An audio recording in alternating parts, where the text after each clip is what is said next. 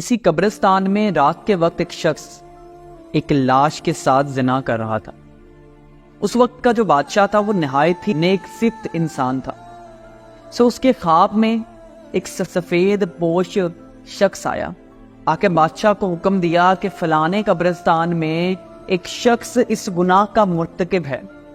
جاؤ اس کو پکڑ کر لاؤ اور اپنے دربار میں مشیر خاص کے عہدے پہ فائز کر دے۔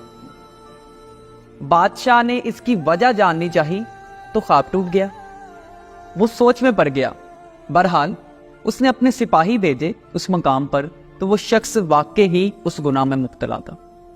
سپاہیوں کو دیکھ کے بندہ بھوکلا اٹھا، اس کو لگا کہ آج میری موت طے ہے، لیکن جیسے ہی وہ دربار میں پہنچا تو اس کو مشیر خاص کے عہدے پہ بٹھا دیا گیا۔ دوسری رات بادشاہ کو پھر خواب آیا اور وہی سفید پوش شخص اس کے خواب میں دوبارہ آیا،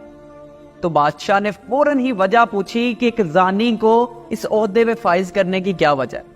تو اس سفید پوش شخص نے یہ کہا کہ اللہ تعالیٰ کو اس بندے کا گناہ سخت ناپسند آیا، لیکن چونکہ ابھی اس کی موت کا وقت نہیں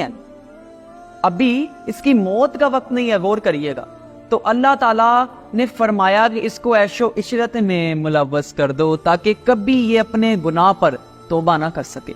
کبھی اپنے گناہ پر نادم نہ ہو سکے، بلکہ اس کو لگے کہ دیکھو میں نے گناہ کیا تو مجھے یہ سب چیزیں عطا کی گئی، اور وہ خوش بھی ہوگا کہ جس گناہ پر مجھے سزا ملنی چاہیے تھی اس گناہ پر تو مجھے انعام مل گیا۔ اس لیے جب گناہوں پر آسانی ملنے لگے نا تو سمجھ لینا آخرت میں تمہاری سزا طے کر لی گئی ہے۔ اور آج ہم سب لوگوں کا کیا خیال ہوتا ہے کہ یار وہ بندہ اتنا کرپٹ ہے، وہ اتنا غلط ہے، لیکن دیکھو اللہ نے تو اس کو سب دے دیا، اللہ تو اس کو سب دے رہا ہے۔ آپ لوگ خود سوچیں، اکثر لوگ ہوتے ہیں ان کو گناہوں کا موقع ملتا ہے، بار بار ملتا ہے، نقصان بھی کوئی نہیں ہوتا، کسی مصیبت میں بھی مبتلا نہیں ہوتے، اور ہم ان کو دیکھ کر اپنا ایمان کمزور کر لیتے ہیں۔ پہلی بار گناہ پر دل زور زور تک دھڑکے گا، دماغ غیر شعوری طور پر سگنل دے گا، دل کو ٹھیس پہنچے گی، جسم لاغر ہونے لگے گا، جسم کانپنے لگے گا۔ یہ وہ وقت ہوتا ہے جب ایمان جھنجھو رہا ہوتا ہے کہ باز آ جاؤ، پرے ہٹ جاؤ، لیکن جب دوسری باری آئے گی تو اس چیز میں کمی ہونا شروع ہو جائے گی،